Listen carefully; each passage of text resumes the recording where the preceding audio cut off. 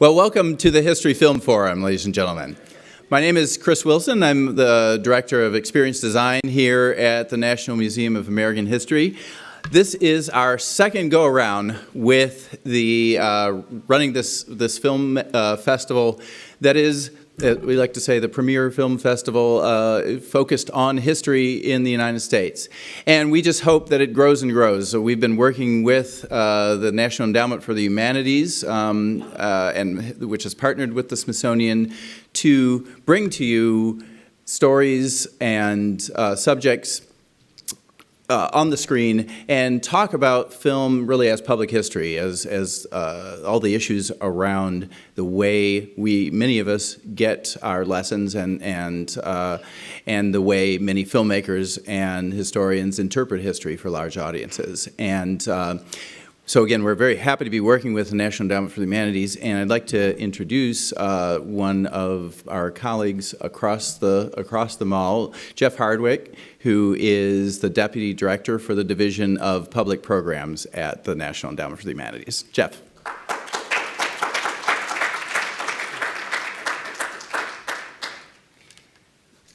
Thank you, Chris, and good afternoon to everyone. Good to see you on this beautiful day outside to come in and watch a film.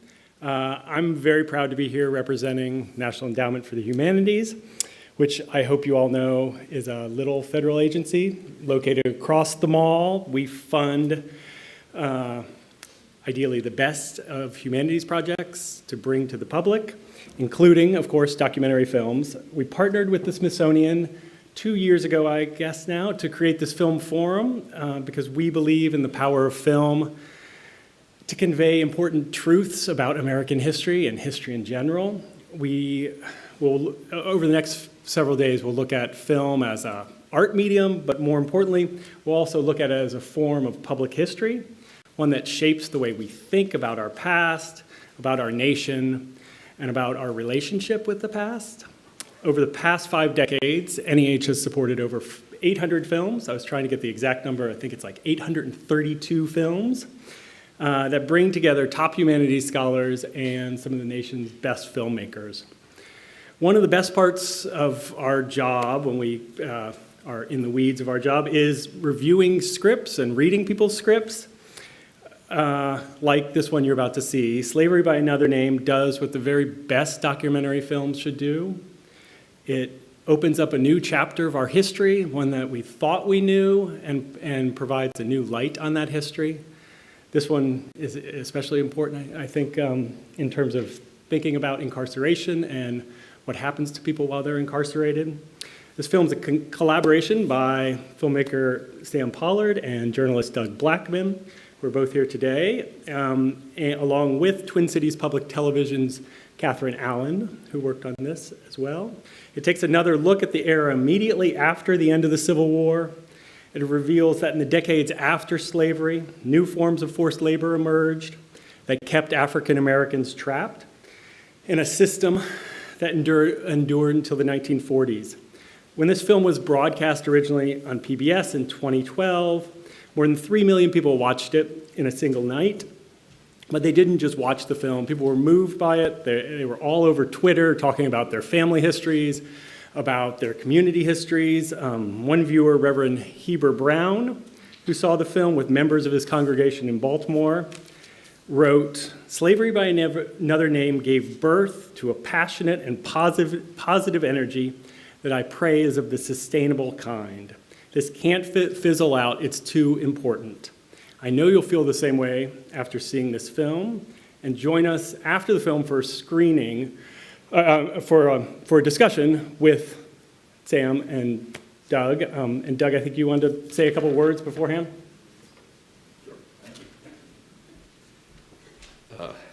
Hi, I'm Doug Blackman, the author of the book, Slavery by Another Name, on which the film was based, and then one of the producers in the film project. We've also got with us, in addition to Sam Pollard, the director, and another producer, Sheila Curran Bernard, who was the screenwriter on the project as well, so I didn't realize Sheila was going to be here. So, but yeah, this is I started working on the book that led to the film now 17 years ago. And it began with a story in the Wall Street Journal that appeared in 2001, but I've been working on for a year and a half, I guess, at that point, and then led to a book 7 years later, and then the film 4 years after that. And one of the things that you'll see in the film tonight, we don't make a point of it, but is that even the film itself became another iteration of the history and the story in a very humanities-driven kind of way. One of the most moving things for me, and humbling things really about this whole thing, in addition to it taking over my life the last 20 years, are all the different ways that the book and the film spurred other kinds of creative work by other people. And so there are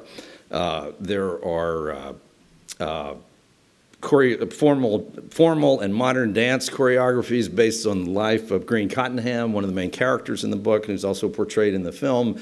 There are art installations that have traveled around the country that are based on or inspired by the book or the film. This whole range of remarkable creative work by all kinds of other people, and people taking the heart of the story and then digging out other facts of the story. And now there's all kinds of additional scholarship and journalism and history that's been written that, for some reason, the book and this film have helped to make it easier for other people to say some things that were hard to say before. And I think in film, that has lent itself to things like the documentary 13th that has been such a big hit this year, the Free State of Jones, if you saw that film a couple of years ago, even 12 Years a Slave. I mean, so much of the filmography of the last several years, and that element of it, I think, was really aided by that this work made it okay to say things as extreme and radical as this film says about our history, and that now actually don't seem so extreme and radical. But when the book first came out and when the film came out, it was very hard for people to accept that idea that slavery really hadn't ended.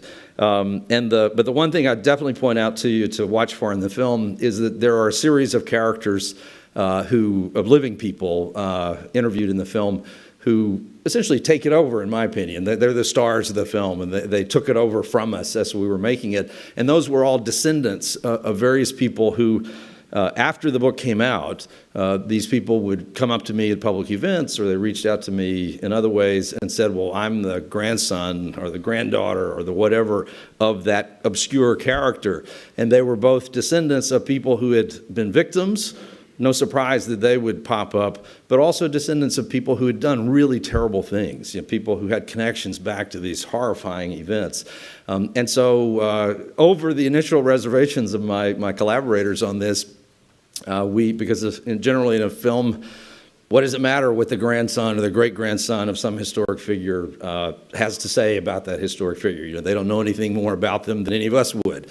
But it turned out that those characters, once we began to talk to them, they began to speak to each other over the course of the film.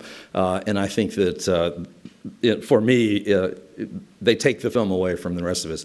One last thing, and then I'll let you actually watch it, and I hope you can stay around for the conversation Sam and I will have later.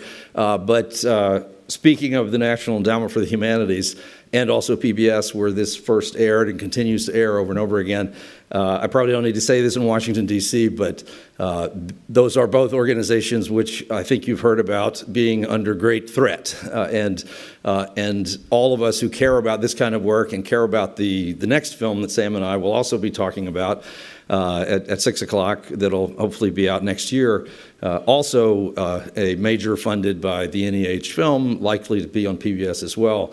So don't take for granted that these institutions will still be around a year from now or 2 years from now. And if they're not around, then don't take for granted that films like this will still be around or still be able to be made. So whatever your part is to play, play it. But thank you.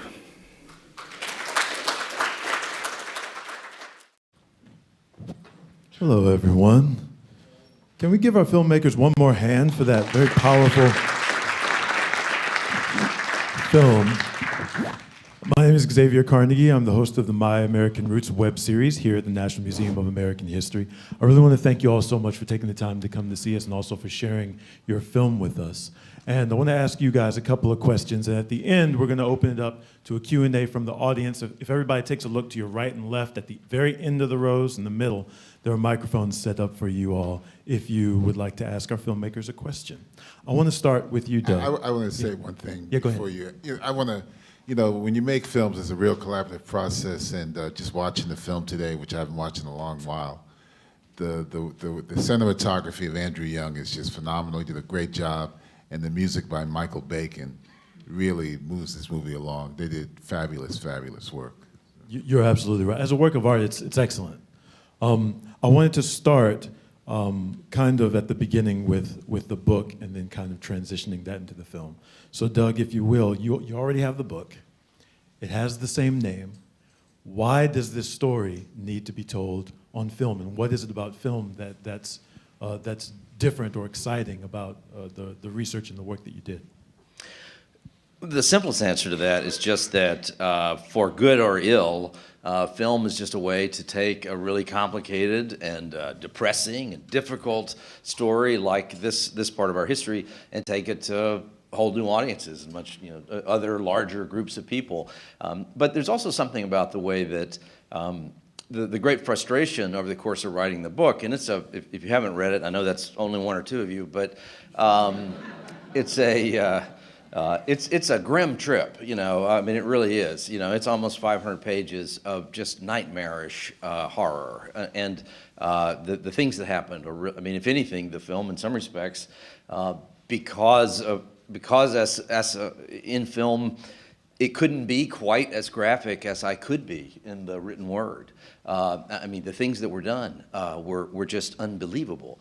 But the frustration of the writing process and the research process was that these were things that happened almost overwhelmingly to people who, by conventional measures, would be viewed as inconsequential. These were all people, names that nobody had ever heard of, and that there'd never been anything written about Green Cottenham or any of his peers.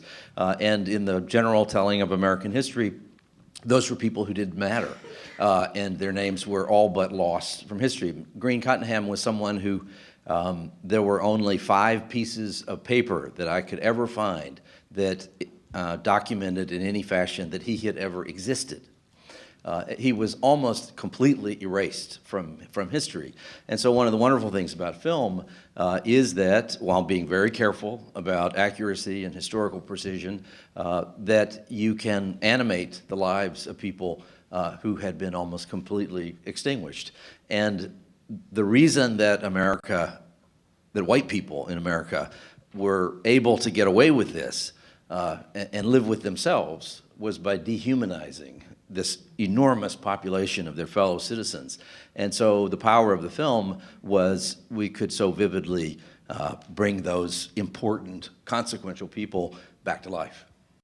I see. Sheila, can you talk about translating from the book to the film? What was that process like? What sort of research did you have to do? What sort of, training did you call upon to do that? Sure. Well, first, it was an amazing honor. If you have not read the book, those 4 that didn't, really read it. He's talking about the content, but it's got a very, very elegant narrative structure built much more fully around Green Cottenham and the generations before him, the white Cottenhams, the black Cottenhams, and it's the kind of detail and complexity and footnoting that you just can't do on screen. So it's not one or the other thing.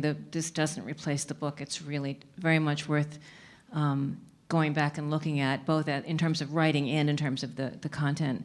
The translation, obviously, of 400 pages into an 84 or so minute movie is challenging, deciding, within the budget what to bring to life, what Sam, could visualize, but finding a structure also that would work within that confine and working closely with Catherine Allen and with Doug and with Sam to do that. And going back to primary sources, Michelle Phillip did a lot of research, finding going back and finding the records of Ezekiel Archie. And Mary Ellen Curtin had transcribed much more of his letters, and there were just these elegant, cries for help. Sam, what's one thing that really struck me about this film is that, we're used to seeing films on history that kind of, take people's words and maybe put them on the screen, or maybe they're just narrated. But you used actors for this. Can you talk about what that process was like, as opposed to just having scholars, to actually having actors kind of portray the flesh and blood of this people? What was your thought behind doing that, and how did you approach it? Delicately.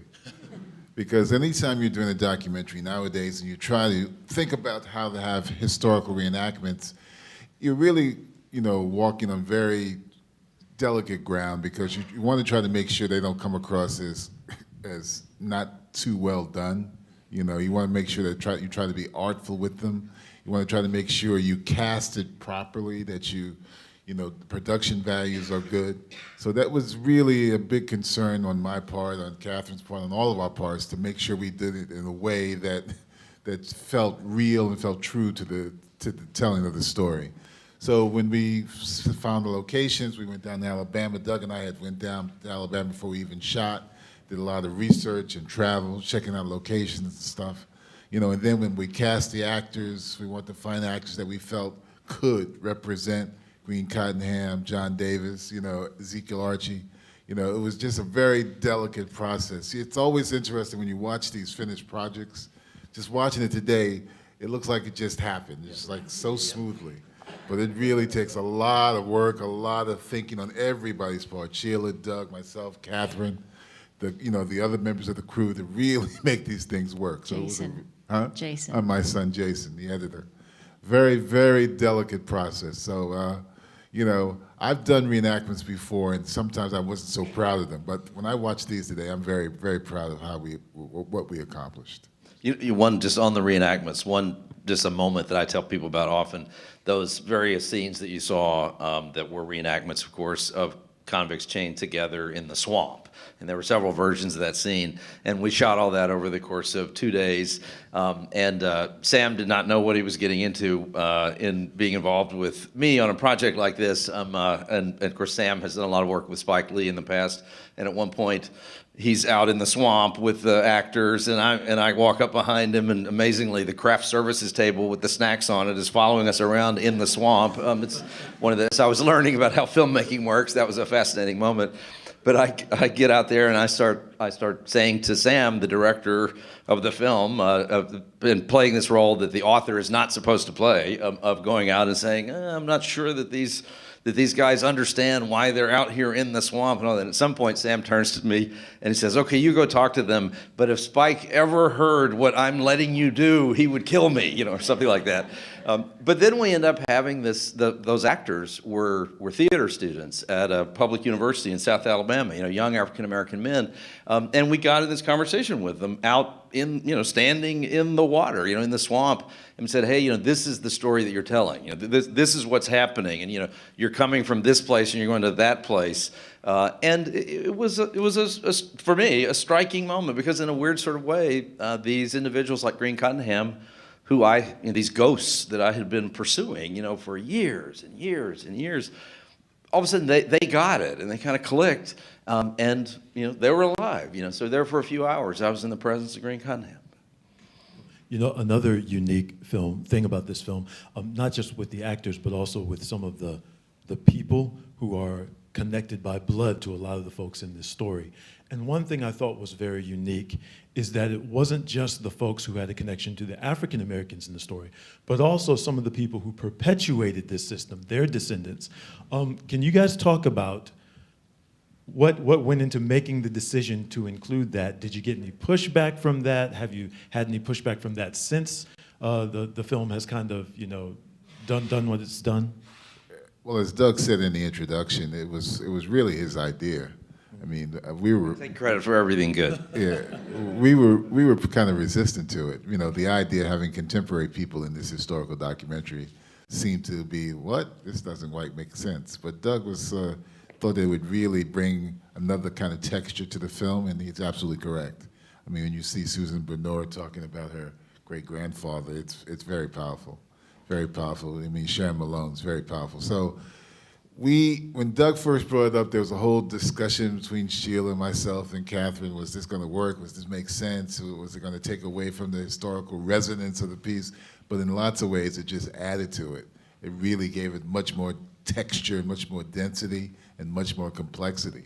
So it was a great choice. Yeah, I think it was when we figured out we could use them sort of as a chorus, but they had been coming to Doug ever since Doug's book came out. People had been contacting him with these amazing stories or pieces of family history that hadn't made sense before.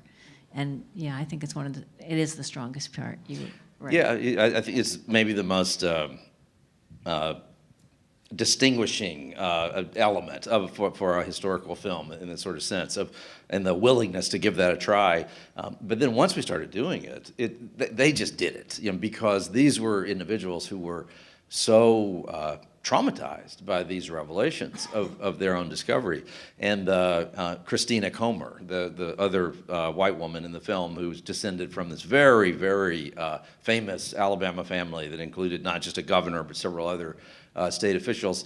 And Christina was someone who, I mean, she was so traumatized by the revelation of all of this that, I mean, she really kind of went through kind of PTSD. I'm honestly a little surprised that she's not in the room, because for years, Christina would appear at almost every event, in this side of the Rockies. She would appear because it became this kind of passion for her. Her way of trying to kind of write this somehow was to be that voice and to say that it mattered. And she was of all the contemporary folks in the film, she was the most concerned about the reaction of her family. I mean, I think she was the most concerned. She articulated that to Doug and myself. And I think I saw her about 3 years ago, and she lives in North Carolina now. Yeah, I saw her in Durham, North Carolina.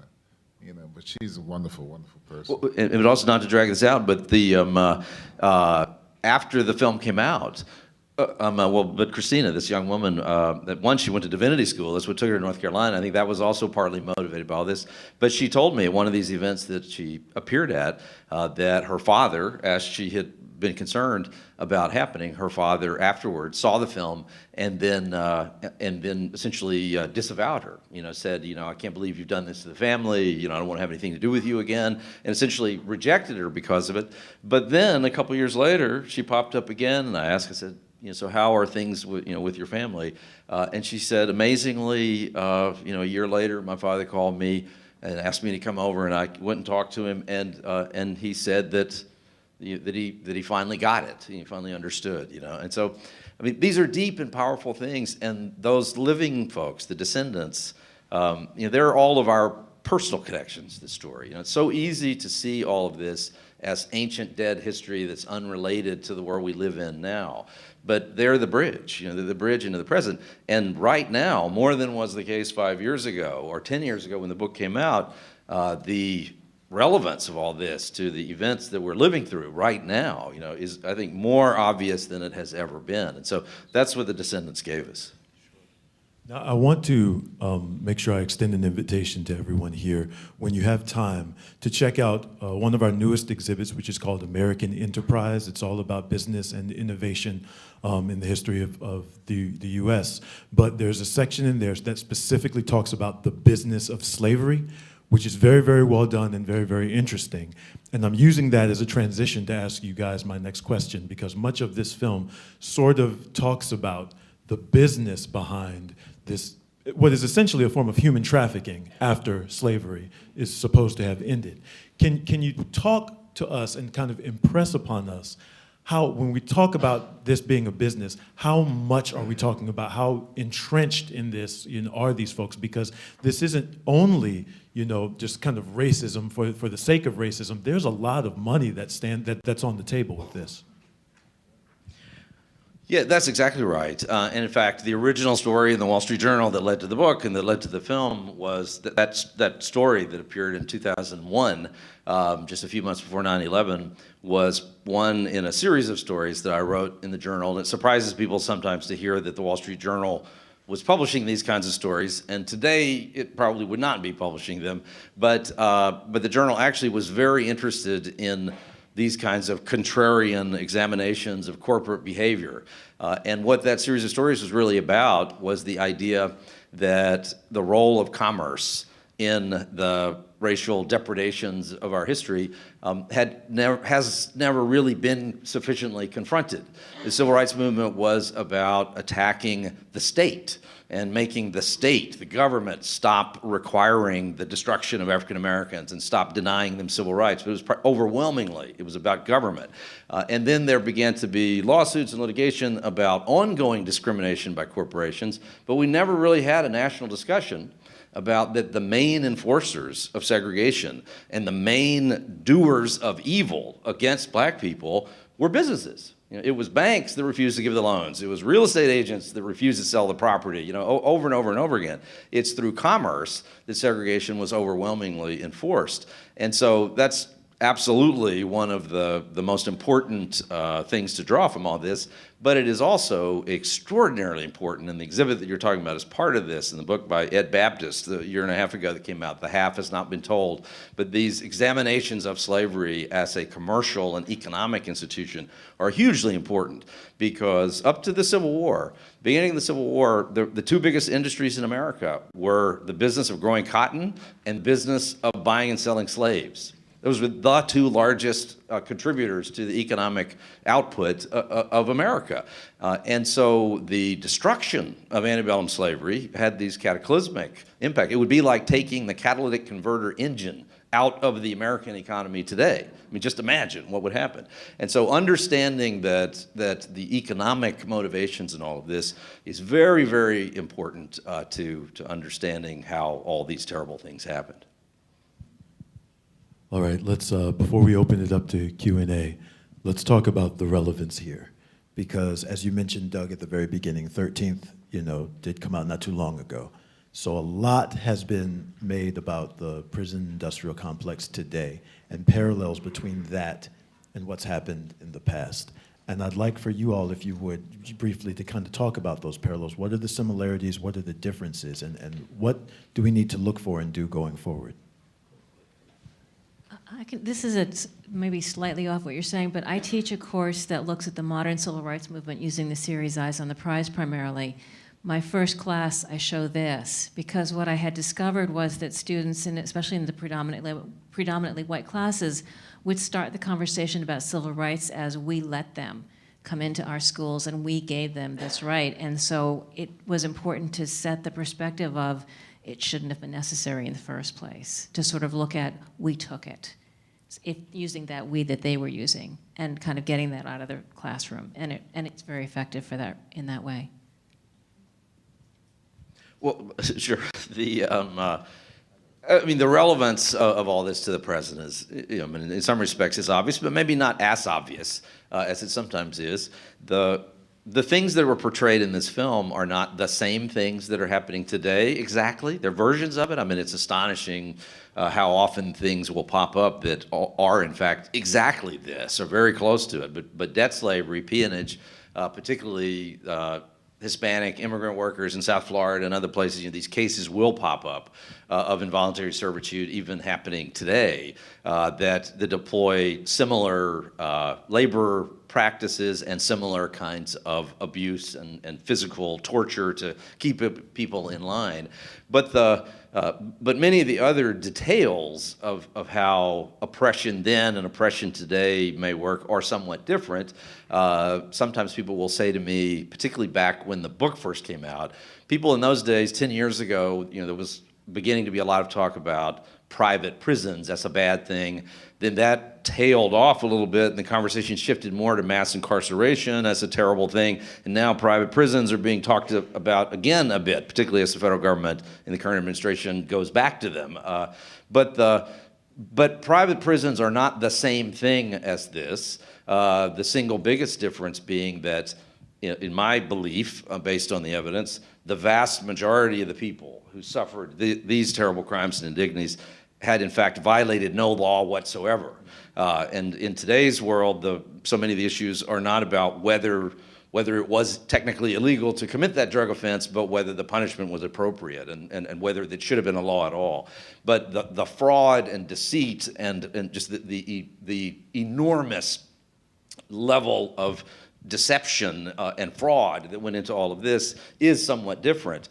But the one thing that is common to all of this is that, and this does apply to the private prison industry as well, and it applies to private probation officers and all of these ways in which in recent years we've begun to privatize dimensions of the justice system.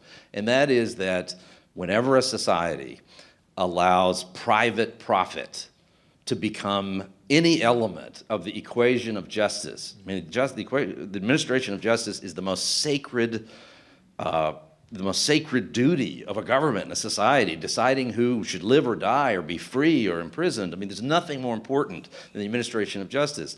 And for personal profit to be an equation in the execution of justice, to allow that to happen, it opens a society. It's a deliberate decision by society to make itself vulnerable to the most terrible kinds of moral failure. And more and more and more, we are opening ourselves up to that just staggering risk of moral catastrophe. I would say this. I would go from another angle too. To me, America is always about anytime people of color take 2 steps forward, America figures out how to take 2 steps back. You see Reconstruction happen. You hear about all these black people become involved in the law. We get the right to vote. We've taken that 2 steps forward, and then all of a sudden Reconstruction is gone, and Jim Crow is put into place. You see what happens in the 60s with the Civil Rights Movement, the Voting Rights Act, the Civil Rights Act, everything is happening, the Great Society with Lyndon Johnson. Then Dick Nixon comes in president, law and order, right? Then you see Ronald Reagan, law and order. And here we go again. We got 8 years of Obama as president of the United States. President Trump, law and order. All the time. This is a cycle of American history. It's a cycle. It's a horrible cycle that this country goes through every time, because we never want to deal with the issue of race in America and how it has shaped this country. You heard it here first, folks. Just one other thought on the same thing, just to echo that exact thought, but I'll keep my language clean. Good luck with that. But also, one thing like what Sam just said and what I'm about to say now, you can hear these words and say, oh, that's kind of radical talk. But it's really not. These are empirical statements that we're talking about. And the thing I would add to this is that what has been consistent throughout American history, and we're seeing it, I would maybe say is 2 steps forward, 1 3/4 steps back. We are making progress we are beyond 1865, and I'll give us credit for that. But this forward and back process is the cost of that to our society, the cost of it to individual African Americans, but also just the cost of it to all of us, the talent that has been lost. It's no surprise that since 1970, when African Americans, for the first time, you can make any kind of argument that African Americans began to have broad access to the levers of achievement economically and educationally in American life. Well, since 1970, African Americans have performed economically and educationally, even with all the problems and disparities that still exist. But African Americans have outperformed, I argue, any ethnically identifiable group of people in human history. And in the United States, the broader benefit of all that has been just staggering. It's just enormous. But the consistent theme through American history has been that we are a nation founded on white supremacy. White supremacy is as fundamental to the American creed as is a notion of liberty. In fact, if you go back to what the Founding Fathers and the people of America, white people of America, thought in the 1770s, they viewed the oppression of enslaved Africans as an element of liberty. Part of what made liberty so sweet was the existence of enslavement of this other group of people. And our inability to extinguish the poison, the infection of white supremacy from American life is still a very real thing. And one of the expressions of that is that white Americans, on the whole, these days, oftentimes unconsciously, though not quite as unconsciously as we might have once thought, are more comfortable when a significant number of African American men are under the control of the state or someone who represents the state. And that was slavery in one time, that was Jim Crow and another kind of slavery in another era, and now it's the prison system. We're going to go ahead and open up for some questions, and we'll start to your right, my left. The plight of modern migrant laborers, it seems to me to be horrible too, because if they complain, there's always a chance that they're going to get sent back, and they have that constant risk. But we talk about this as something that came out of slavery. Do we know what happened to prisoners, white and black, before the Civil War? Was there this sort of corporate hiring out? Anybody have any idea? Yeah, there was. I mean, the practice of leasing out convicts was in fact borrowed from slavery, from antebellum slavery. That in fact, in the last decade before the Civil War, there was this kind of revolution going on in the economic system of slavery and the business of buying and selling and trading in enslaved people.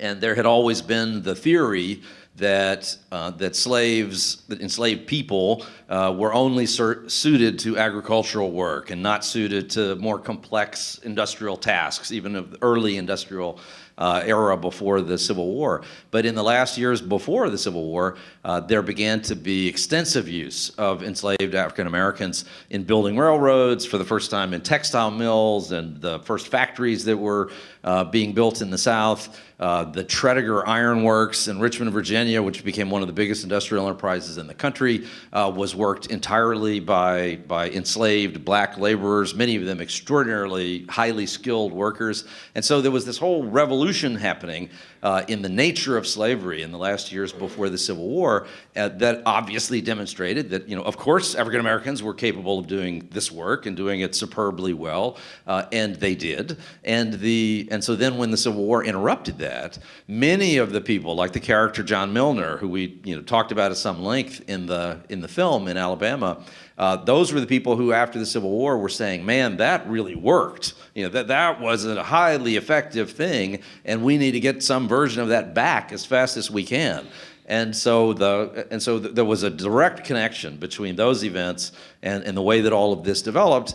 But with the big difference being, the other point made in the film, that slavery had, in a perverse way, old-fashioned slavery, protected the enslaved people because of their value. You did not want to work a slave to death or deliberately injure them in a way that they couldn't work. There was too much money invested in them.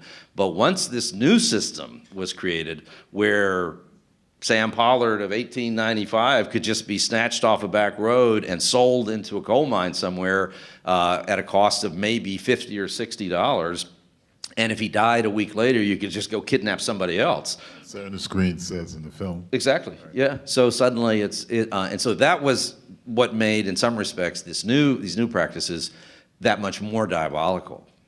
Let's go over here to the left. It's often said that history is written by the victors, but maybe we can also say there's a corollary to that, which is the history of sufferers can be rediscovered when the victors keep extensive records.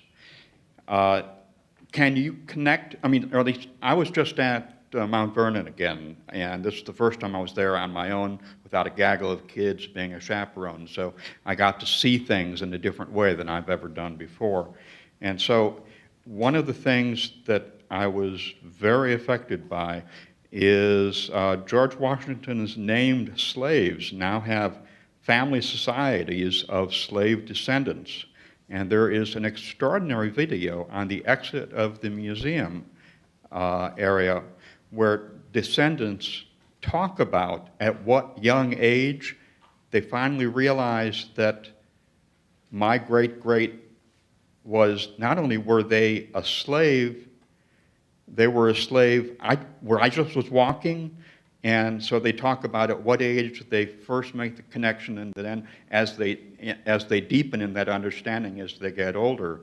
And I thought that was extraordinary, and I saw parallels between that and what you presented. But can you sort of comment on, in a way, this is a kind of history that we can only know because, in their case, because George Washington kept meticulous notes. Yeah, but the thing that's important now is that, people like Doug Blackman and Pete Daniel in the film and all these writers now understand that all this material, but now they go in and they research it, they dig deep into it, and they pull out things that shows that there was a much more level of complexity than the history I learned as a kid, that George Washington was a great man and he never told a lie, So I think it's invaluable that we have people like Doug Blackman and Pete Daniels and all the others I mentioned, Grossman in the film, who now know that they can go into these records and they can pull out this history and they can give us another perspective. That's what's important now to me about history. That's why history is such a valuable tool, because as people progress, they learn that there's other ways to see this history than the ones that we've been given to for so many years. So, I applaud the fact that historians are constantly coming up with new perspectives and new ways to look at this long history you're absolutely right, that was well documented.